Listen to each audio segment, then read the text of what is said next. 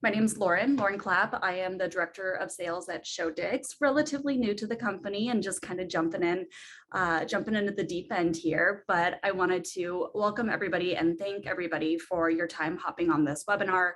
It's the man, the myth, the legend. We have Marc Cunningham here. So I'm sure that this was a priority for a lot of people, a lot of good things to learn today. But before we jump in, I did just want to give a quick high level of Showdigs, who we are, what we're doing here.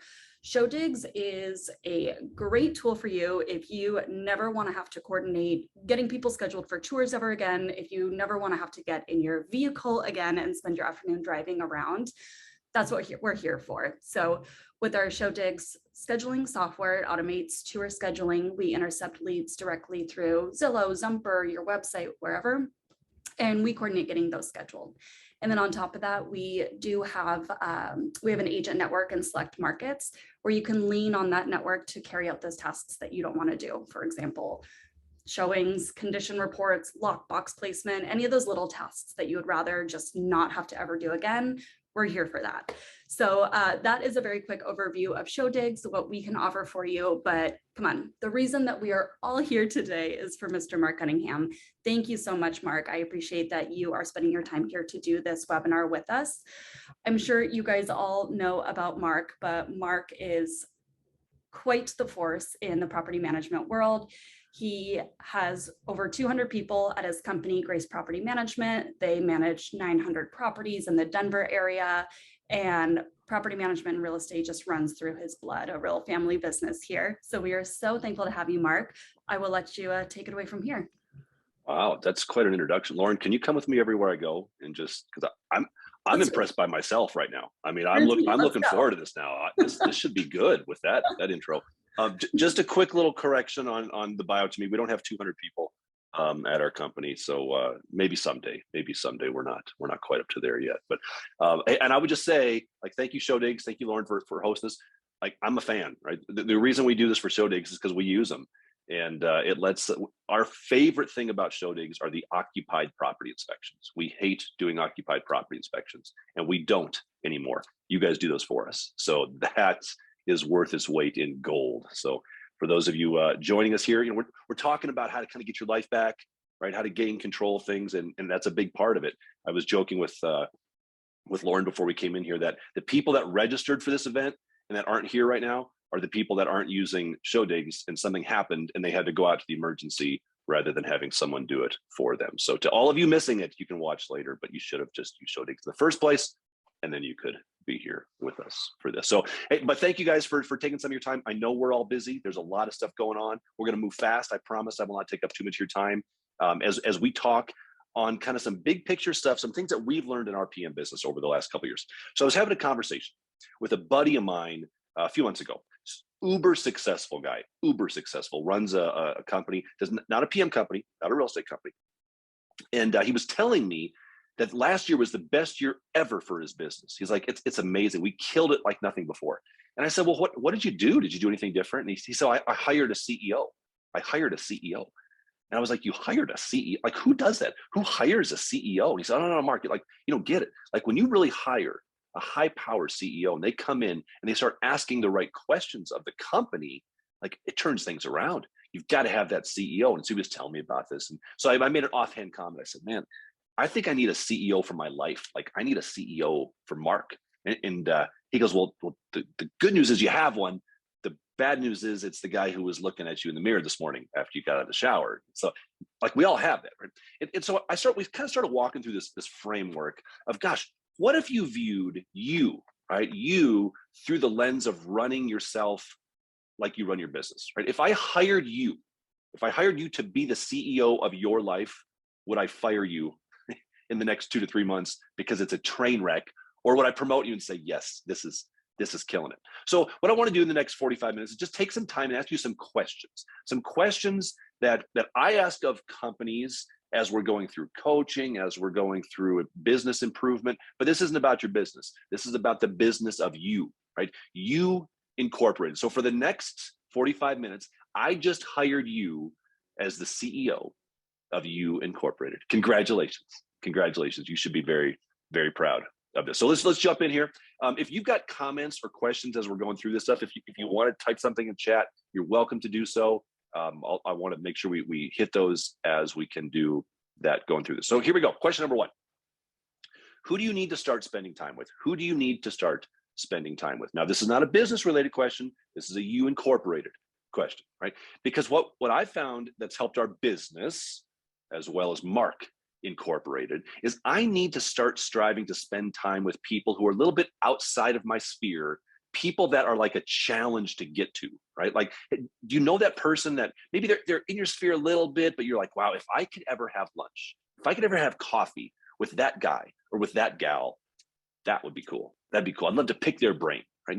Not your little group of friends, and we all need our little group of friends, but not that, the outside people. And so what I do for me personally is once a quarter, I make it a goal to have coffee with, have lunch with, sit down, whatever, with somebody who I would be like, wow, I would have thought I would be able to sit down with that person. And it's been fascinating over time to see what that's done for Marc and to see what that's done for our business. So for example, I reached out to an extremely high-powered attorney in Colorado. Like this is the guy. This is the guy. He's a very high-powered attorney. He does some real estate stuff. He's all over the place. And I sat in on a session. He taught one time. I just emailed him, hey, thanks so much. That was great. I said, listen, if I can ever get 10 minutes of your time and buy a cup of coffee, I would love to ask you a few questions about real estate, about whatever. And people are nicer than we think, aren't they? And he's like, yeah, you know what? Let's meet such and such a place. And we did that, had a great conversation. And then that turned into him saying, you know what, Marc, would you want to come and talk to this group of attorneys on some real estate stuff? And I did that. And then he said, you know what, would you want to ever, do you know anybody, or would you be interested in doing some expert witness work? Would you be interested in coming and speaking at this? And that's not unusual. Like, I've seen that happen. It's not because of me, not because of anything I did, but it's making the connection, right? We get so afraid of reaching out to those things. But if we're going to grow, if we're going to improve ourselves, we've got to be a little bit bold. And it is scary. Like, I get it. It's scary because you're going to face rejection, right? You're going to face but they're going to say, no, I don't want to do that. But that's question number one, right? You need to figure out, and do it at least once a quarter. We can all do that. One time per quarter, that's 4 times the next year. Find somebody outside of your sphere, somebody that maybe it's a friend of a friend, somebody you sat in on a session, somebody that you just think, man, that is a person I totally want to spend some time with, and reach out to them and ask them if you can do that. Okay, here we go. Question number two. What parts of you incorporated have you been neglecting? What parts of you incorporated have you been neglecting? So in the business world, let's look back at our businesses for just a moment. In the business world, we understand that there are departments, and they're necessary departments of our business, isn't there? We've got to market. We've got to collect the income, accounts payable. We've got to hire people. We've got to do an accounting for our business. We've got legal compliance expenses. Like, these are necessary. Now, could you say, you know what? I'm just not interested in marketing. I'm not good at marketing. I'm just going to ignore that. I don't like accounting. I'm just never going to balance my books. You could do that for a little while, but that would destroy your business. We can all acknowledge that. Even if you don't like that part of your business, it's there and it has to be addressed.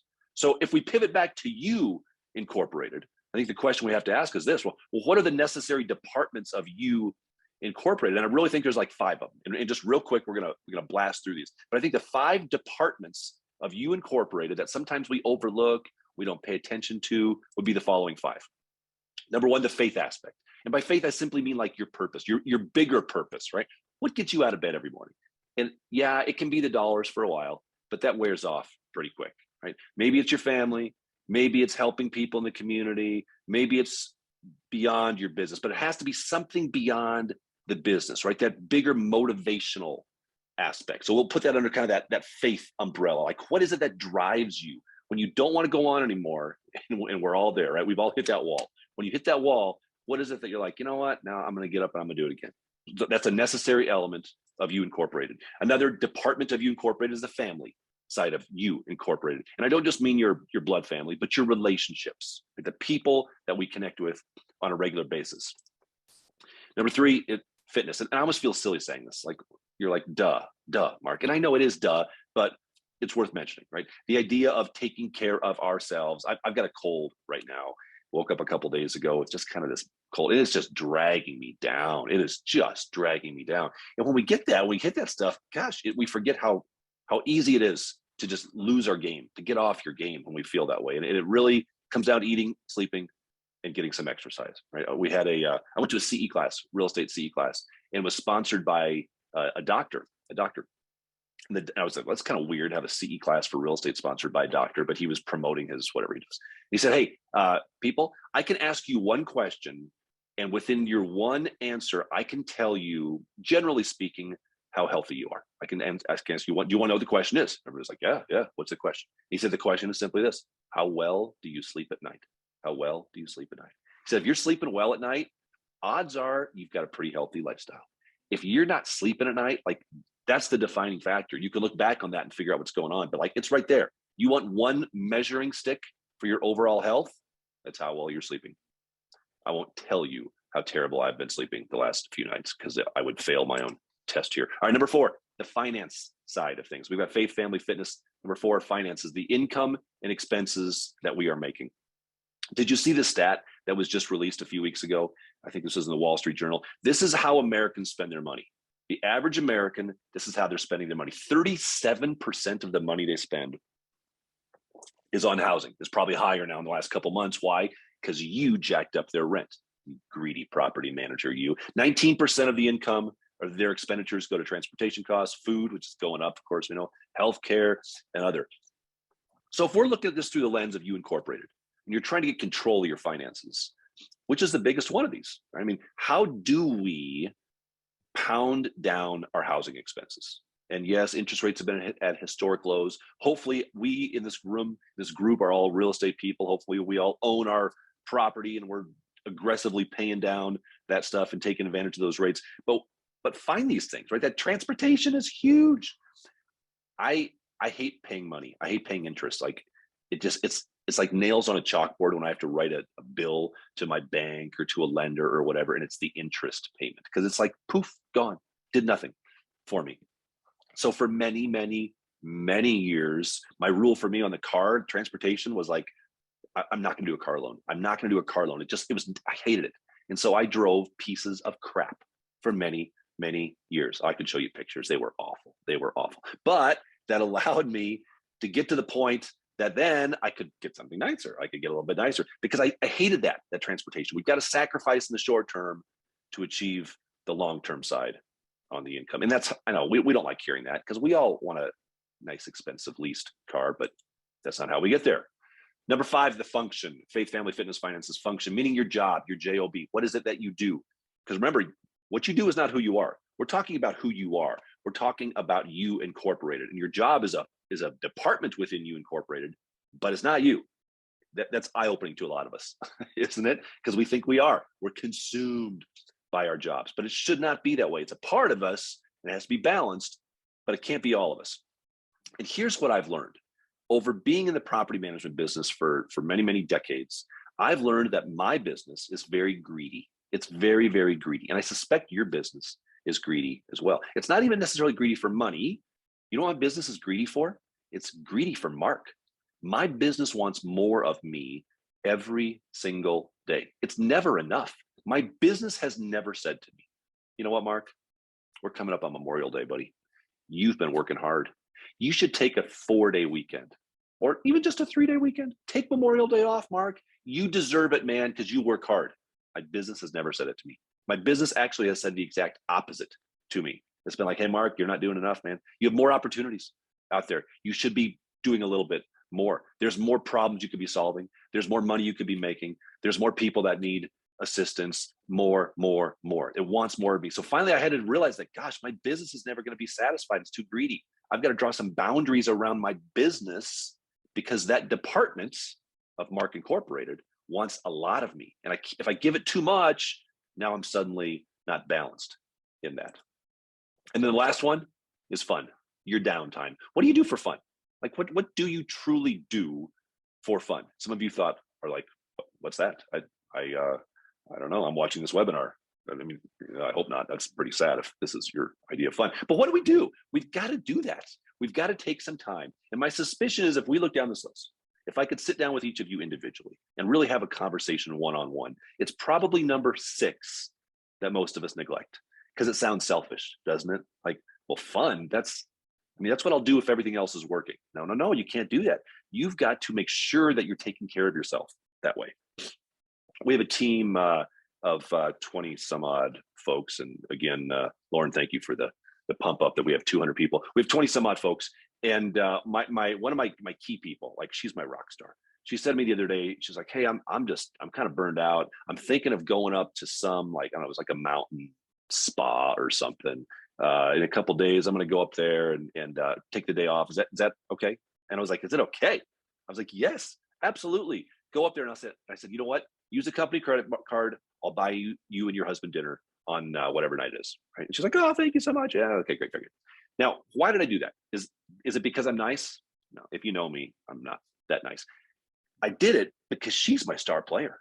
I want to take care of her. I want to spoil her a little bit because she's my star. She is my rock star. I've got to make sure that I'm taking care of her. Who is your rock star?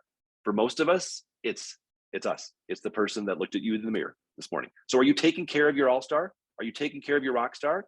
Are you spoiling them a little bit? Are you giving them some downtime? Because if you're not, you're going to burn them out. And the worst thing you could possibly do would be to burn that person out. And that's you.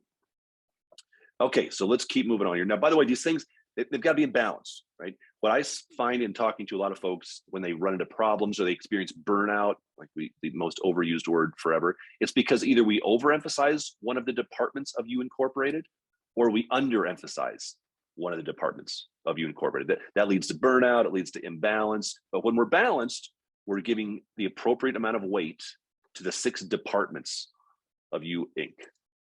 All right, next question. Remember, we're going through the questions. What do you do to relax? We talked about this just a little bit on the fun side of things, but you've got to have that calendared. You've got to get that done. We won't go much more beyond that, but that should be something you're doing on a weekly basis, right? Whether it's taking the walk, whether it's getting in the car and going away for the weekend, you've got to do that. You Incorporated needs that department filled on a regular basis. Next question, what do you need to stop doing? For most of us, we don't run out of options, do we? You rarely look at yourself or look at your desk or look at your email inbox or everything going on around you and say, gosh, what should I do? What should I do today? Remember when you were a kid? Today's the last day of school for our kids. We have 4 kids. Today's the last day of school. And I know, especially with my younger ones, I know what I'm going to hear tomorrow after the first hour of summer. Dad, we're bored. What should we do? Like, remember when you were a kid, like you did, what should I do? What should I do? Would it be nice to have that problem? Again, we don't have that problem. The problem we have is the opposite. We have so much to do. So what a good CEO will say, that's what we are here, we're CEOs. What a good CEO will say, hey, what are the things I should stop doing? What are the things that that are not the best use of my time anymore? So here's a great exercise to help you determine what you should not do as far as a task. Here's what I would like you to do. If you're driving, don't do this. Get out your phone. I want you to type in your annual income, and I want you to divide your annual income by 2,080. Take your annual income, divide it by 2,080. So for example, if your annual income, let's say it's $100,000, take $100,000, divide it by 2,080. Now you say, well, why are we doing 2,080? 2,080 is how many work hours there are in a year, assuming you only worked 40 hours a week. Now I know we all work much more than 40 hours a week, but let's just pretend for the sake of argument, you're only working 40 hours a week. 2,000 or 100,000 divided by 2,080, $48 per hour. That means when you are working, you are generating $48 per hour for who? For You Incorporated. You Inc. generates $48 per working hour, assuming you're making $100,000. Now, why is that important? Because what that tells us is you should not be doing any tasks or chores or work that generates less than $48 per hour. You should be trying to do more. But before we can do more, we have to do less. We've got to stop the stuff that's the low level income stuff to focus on the high level income stuff. So let me give you a real life example.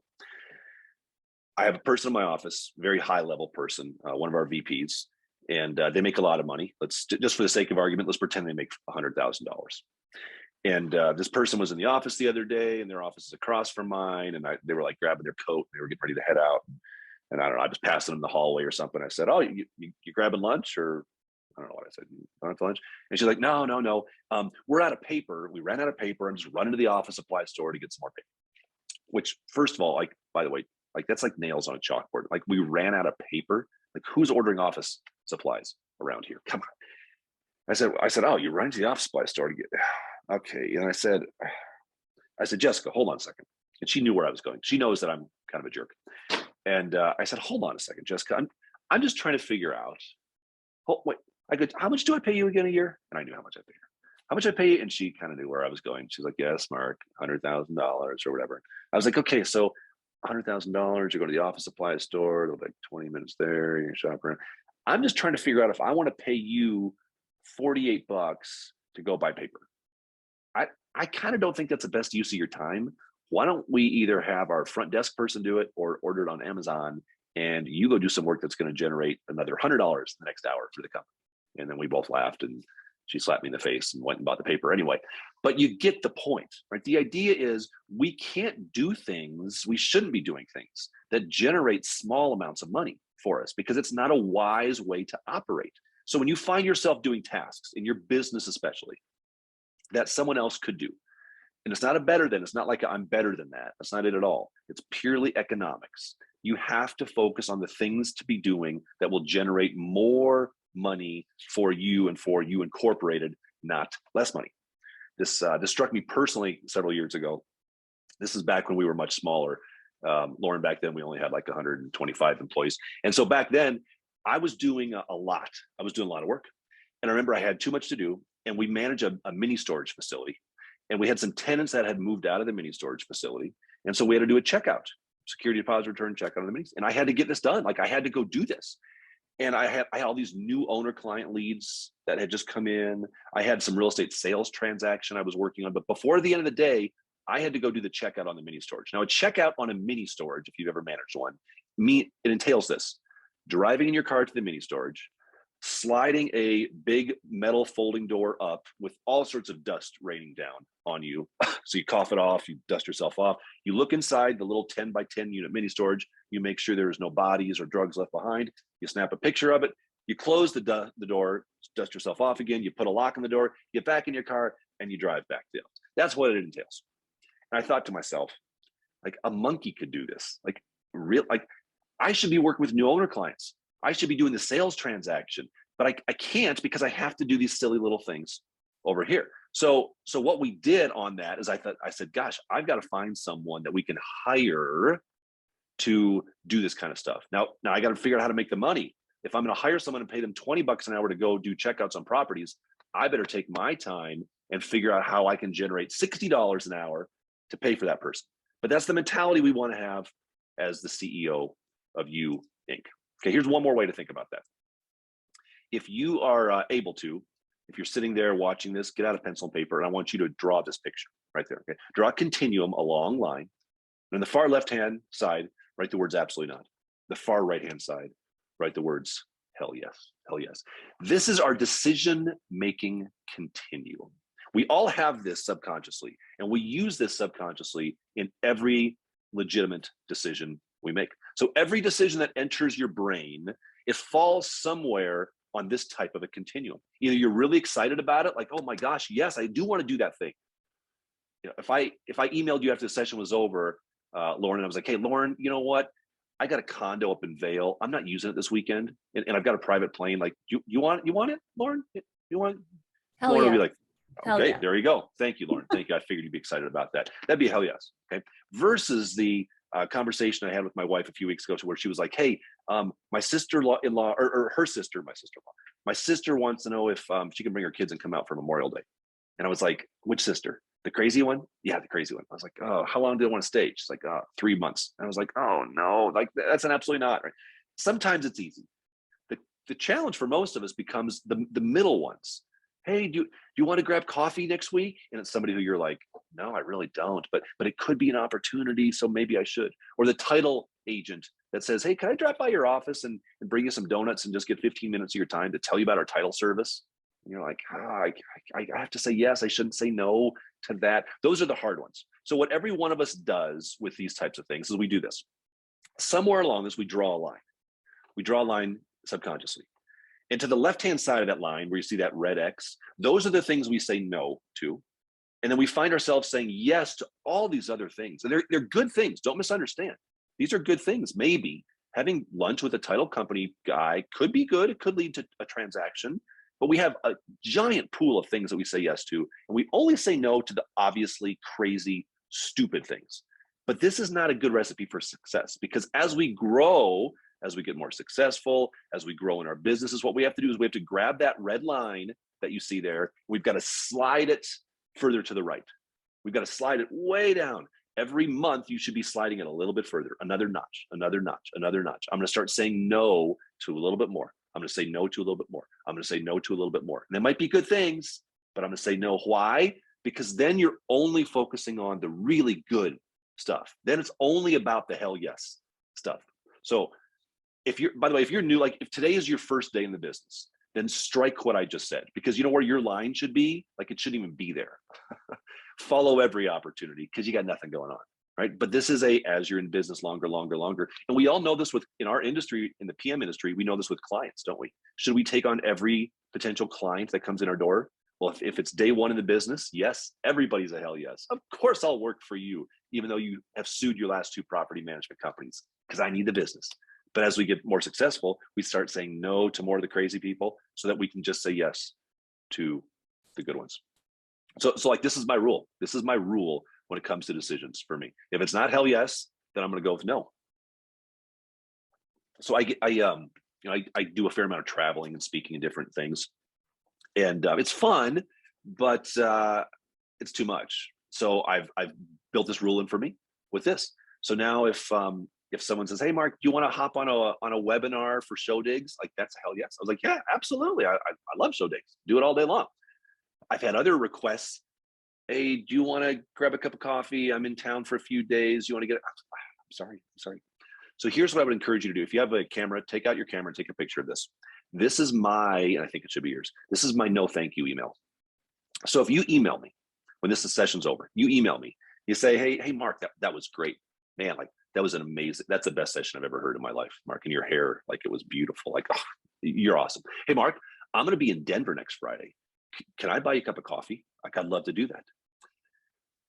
Unfortunately, I'm going to say no. And it's not a hell no, because I like you all, but I've got to say no. I have to be more protective. So I'm going to open up my no thank you email template that I saved on my desktop on my computer. And you're going to get an email from me that's going to say this: "Hey, thanks for reaching out and thinking of me. I sincerely appreciate the opportunity. I'm currently a little overcommitted," which I am, "so I must respectfully decline, but thanks again, and let's stay in touch." Now, that's pretty soft, isn't it? Like, that's not a mean thing to do. But if you're a people pleaser, especially, guys, you got to start saying no to some things. You just have to do that. Otherwise, you will get spread too thin, and you won't be able to pay attention to the really great opportunities out there, taking on the great clients, buying the great investment properties, growing your business in a really strong way.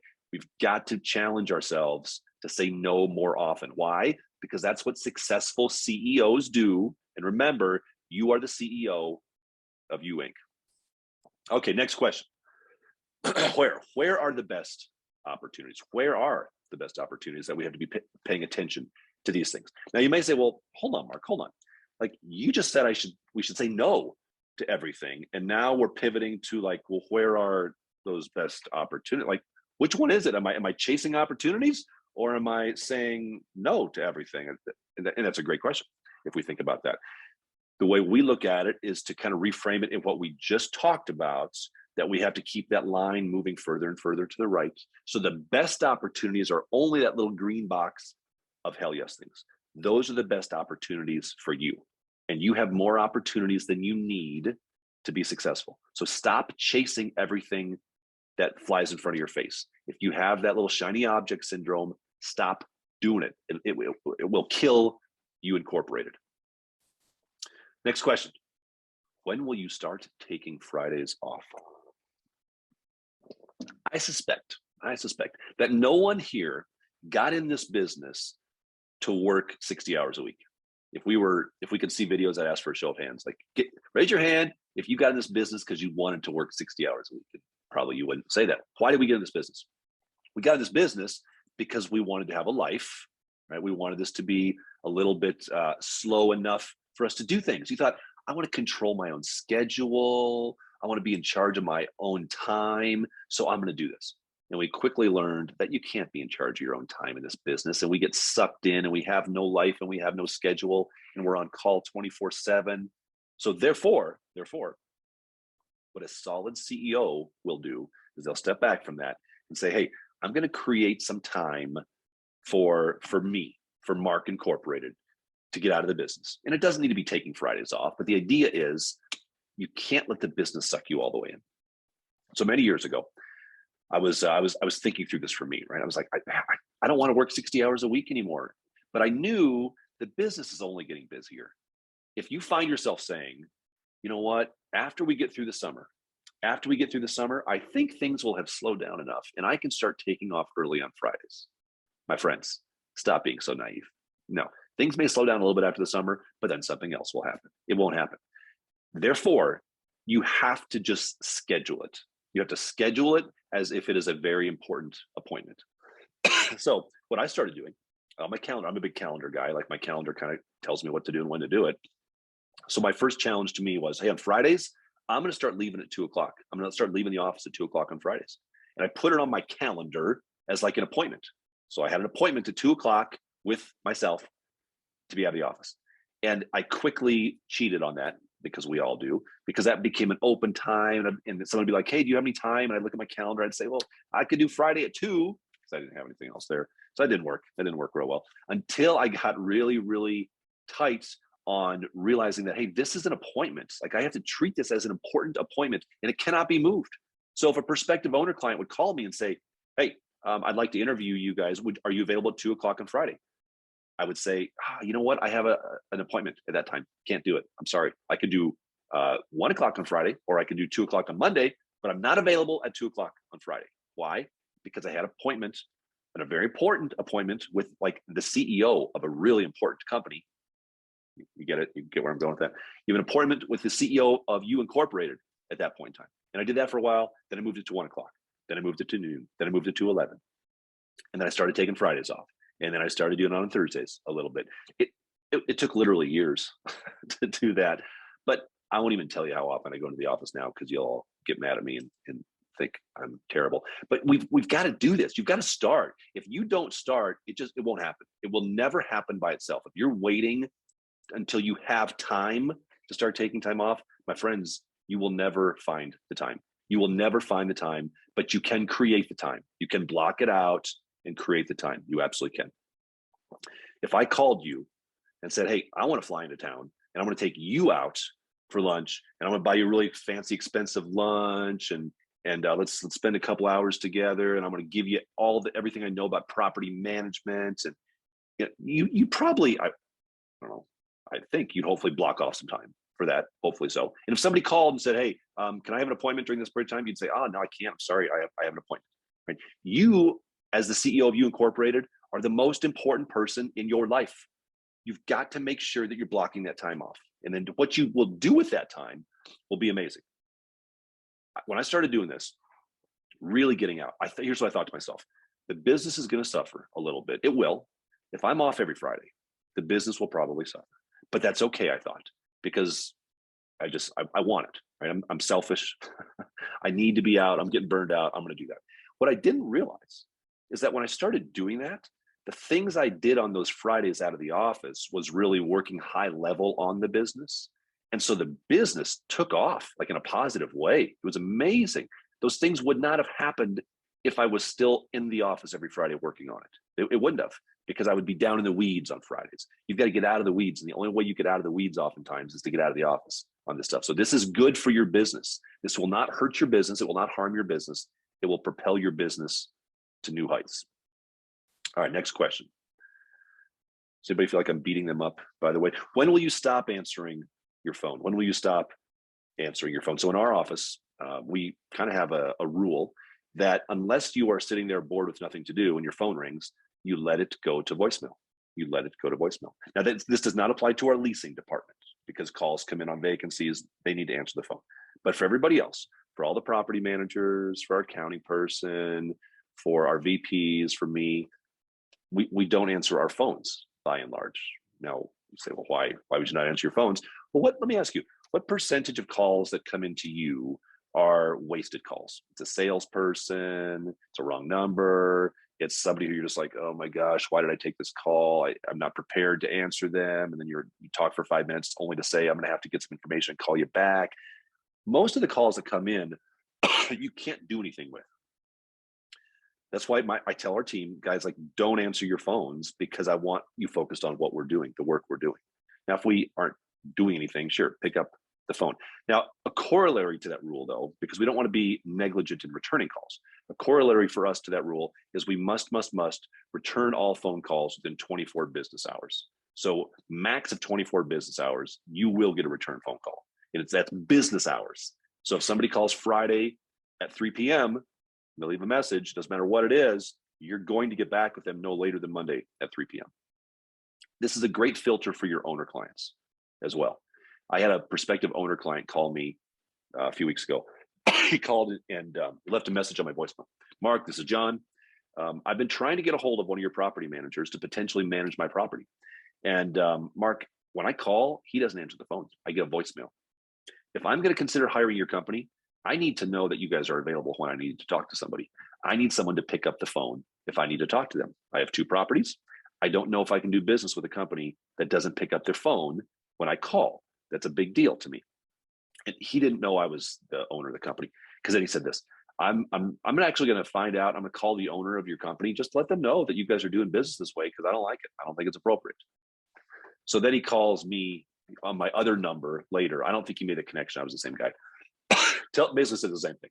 Hey, I've traded some voicemails with Ben and I can't get a hold of him. No. So I called Ben. Ben's our property manager, and Ben's a sharp guy. He's a sharp guy. Ben takes on new leads. Ben's growing stuff. And I said, Ben, who is this guy? And Ben's like, oh man, I'm sorry, but like, we've traded like 6 voicemails. He calls me, I call him back. He never answers. And then when he called, he tells me to call him at 2. I call him at 2. And then he was like, oh, I was on my motorcycle. How about this time? He's like, we can't connect. And like, he's getting angry. And Ben's like, I'm sorry. I'll make it better. And I said, whoa, Ben. I said, don't say you're sorry. I said, Ben, hear me clearly. Do not work with this guy. Do not work with this guy. Ben said, well, why not? I said, Ben, this guy's got unrealistic expectations of us. He's mad enough to call the owner of the company because he can't get on the phone with you. What do you think this guy's going to do the first time his water heater goes out and we replace it and we don't call him first?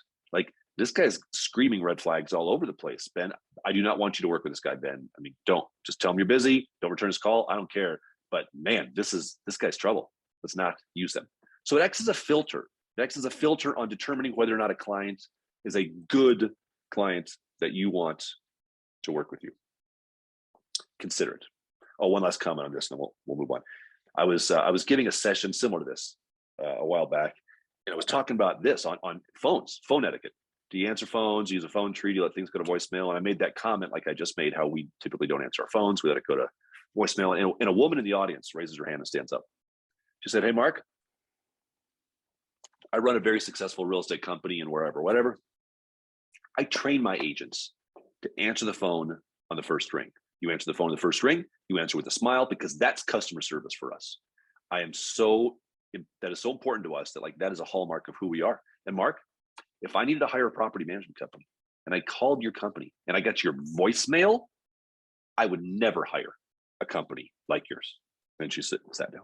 It was like kind of a tense moment. Everybody's like, oh gosh, what are we going to do here?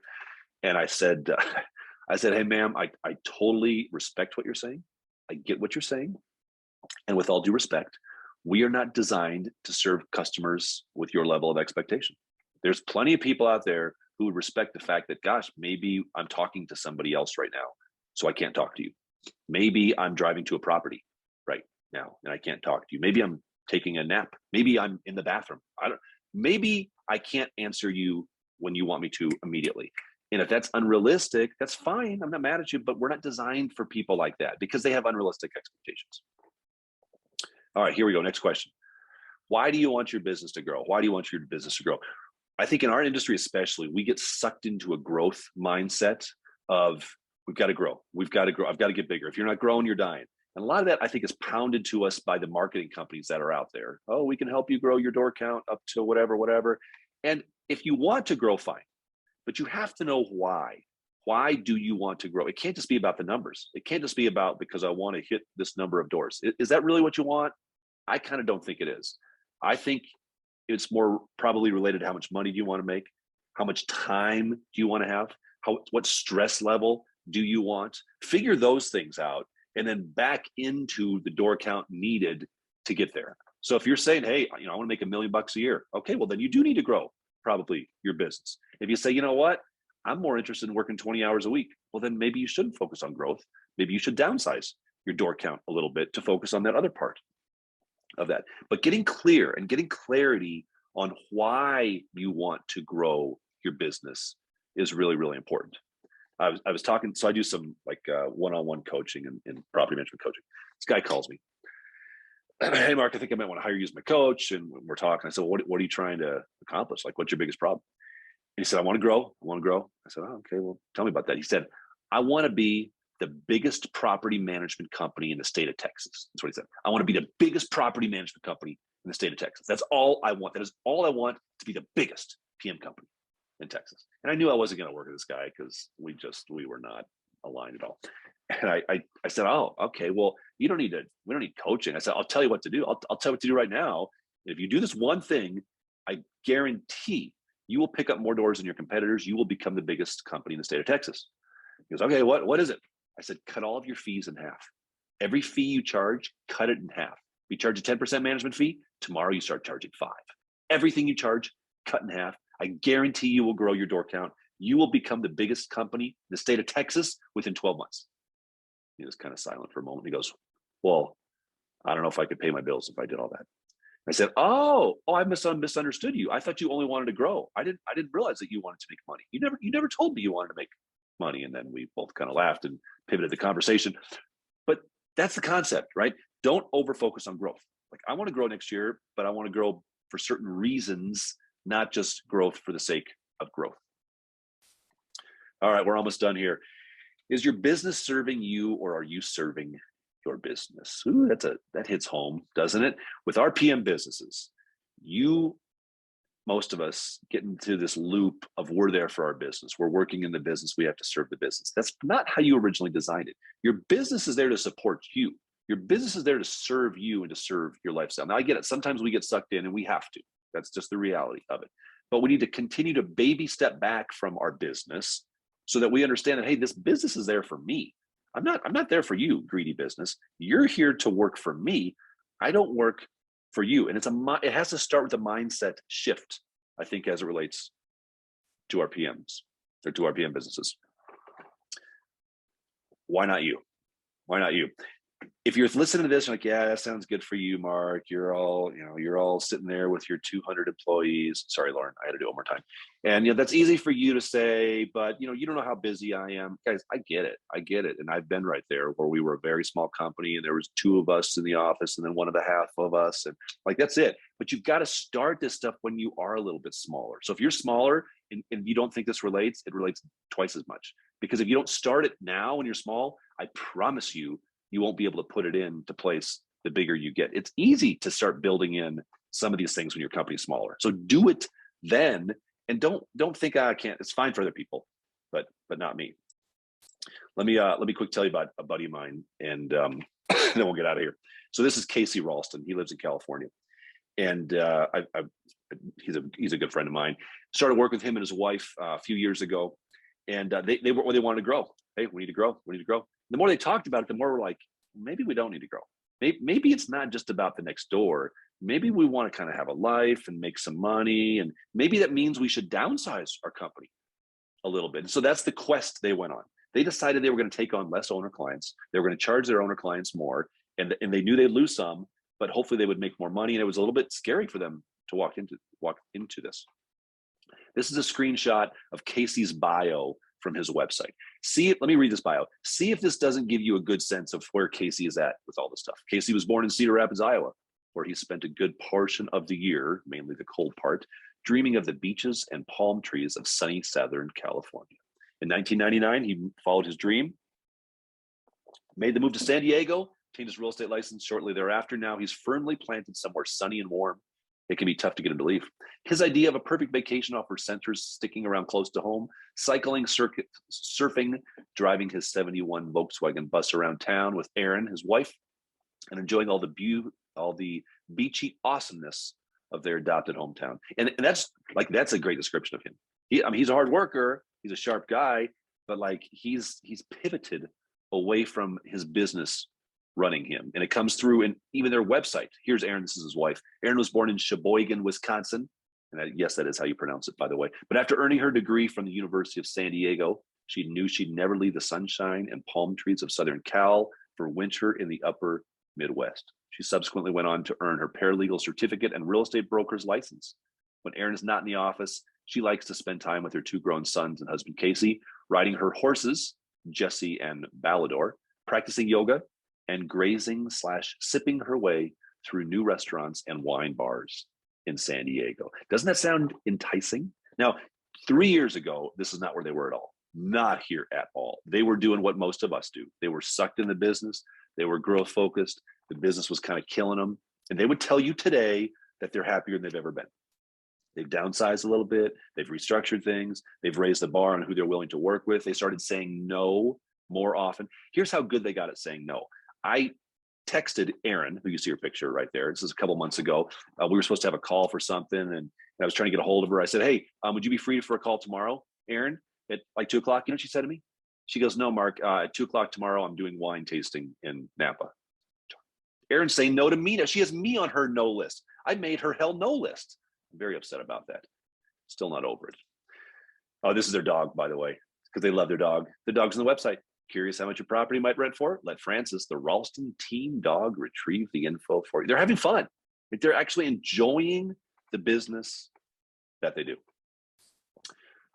So that's what you need to be focused on, guys. I really, really, really hope that resonates a little bit, right? That you can kind of shift your focus a little bit away from the business, away from all the stuff that drags us in, and focus on the most important business, which is what you have, which is you Inc., right?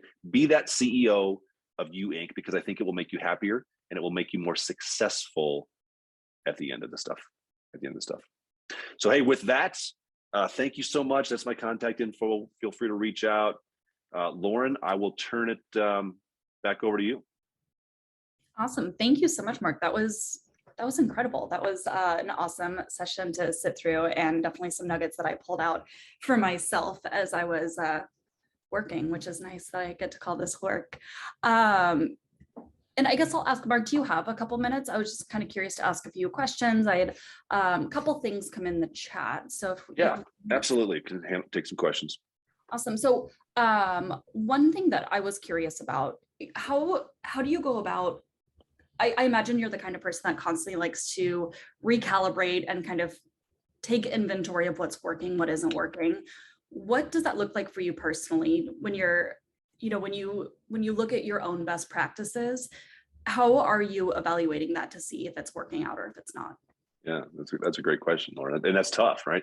Because we all find ourselves doing more and more and more, whether it's in the business world, whether it's the personal world, whatever. So the rule I adopted for me, somebody shared this with me years ago, it's worked really well, is every year you start your new year, you kind of make a list of like the big things you're doing. Like, what are the time investments you make? And they're good things typically, right? And then what I do is I'm going to stop doing 20% of them. I have to cut out 20%. Now, I'm not cutting it out just to cut it out. I'm cutting it out because I already have my silly list of all the things I want to start doing, right? Whether it's a trip I want to take, whether it's a new business thing I want to step into, but you can't do that first. So I'm going to stop doing 20% of the stuff I'm doing. And they're usually good things. It's not like, oh yeah, you know what? I'll stop smoking a pack a day. I'll stop having that 6-pack before bed. It's not that. It's good things. It's like, yeah, I'm gonna stop volunteering at that group. And you're like, oh, but that's a good thing. I know it is, but it's not the best thing. And it's hard. It's hard to say no. So last year I stepped out of several things that I had been on boards for and volunteering for. They were all good things, but I had to make a boundary at some point. Yeah. If that makes sense. Yeah, no, absolutely. That's an amazing role. That's another nugget I'll take away here. take away, cut 20% out. And then also it was 20 on your website, not 200. Yes, I've learned my lesson. Yeah, I think I drove that home with you. No, I love getting picked on. It's my favorite. So tell me a little bit about what is your biggest challenge that you're working on right now? What project are you working on, and what keeps you up at night about that project? I think the PM industry is harder than it's ever been. If you've been in this industry for a while, I talk to people and, you know, it's sunshine and roses and everything's great. And I don't see that. I think our business is getting beat up legislatively more than it ever has in the past. I think the level of competition we experience from new competitors coming in, like, you know, the big boys with deep pockets, they're competing with us. That's been harder than it ever is. The profit margins are getting squeezed tighter than they've ever been. It is a hard time to do property management. It really, really is. So for those of you that are doing it, like if you feel beat up, right? If you just feel like, man, this is a tough business, you're right, it is. Now, I think what we're kind of focusing on is looking ahead with the real estate market nationally starting to shift, with interest rates popping, and it is popping, right? I think it's our opinion that people are going to slow down on selling homes. And when they slow down on selling homes, or they can't sell for the price they want, they're going to put it on the rental market. So if you've managed to survive the last couple of years in the real estate PM side of things, I really strongly believe it's going to get easier. I think we are kind of on a precipice of having more leads coming in, people contacting your office like the good old days, and they'd say, hey, I've been trying to sell my house, but it won't sell. Now I'm thinking of renting it out. You know, we haven't had those calls in 12 years, but even in our market here in Denver, we're actually starting to get those calls again. And if that door cracks open of owners who would like to sell but can't, and so now they're going to rent it out, if that cracks open, boy, we're sitting pretty in the PM business, because we're going to have a flood of owner clients coming in. So that's our focus. Our focus is on ramping up for what we anticipate will be a lot of new leads coming in, and making sure we keep the bar high so we don't let all those folks in. But I think stronger growth is right around the corner for us as an industry. Thank you. I do want to remind you guys, please feel free to pop in any questions or comments that you have in either the chat box or the QA. I think you probably have access to both of those things here. We'll wait a second to see if anything else comes in, but yeah, Mark, any last parting words of wisdom here to share with the group before we let you get back to your day? That's all the wisdom I got, Lauren. Like, that's everything. I just anything else? Are you kidding me? I was making stuff up there just to get through that. No, I think that last thing we talked about, I'm hammering that home a lot with a lot of PMs and a lot of conversations. I think the market's going to get good. We're personally selling a lot of our real estate. I think the sales side's going to slow, and we may have some price reductions coming down because this market's cyclical. But I think we are primed as an industry for a lot of growth. Wonderful. And that's all I got. And use Showdigs. We do. And use Showdigs. Right. There's my last little thing there. I mean, we're talking about getting your time back, right? Saying no to things. Say no to doing occupied property inspections. Have someone else do it for you. That's what you guys can do. Have them do the automation on the front end. Like it's a game changer. We use it. My highest endorsement is who we use, and we use you guys. Well, we appreciate it. For anybody interested in learning more about Showdigs, if you head to our website, you can click book a demo, and that will come straight to me. So I'll be able to chat a little bit more in depth about that. But thank you so much on behalf of the entire Showdigs team here. We truly appreciate the time that you put in for this webinar. Like I said, lots of good knowledge that you put out there. So thank you so much, Mark. We really appreciate it. Happy to do it. Take care, everybody.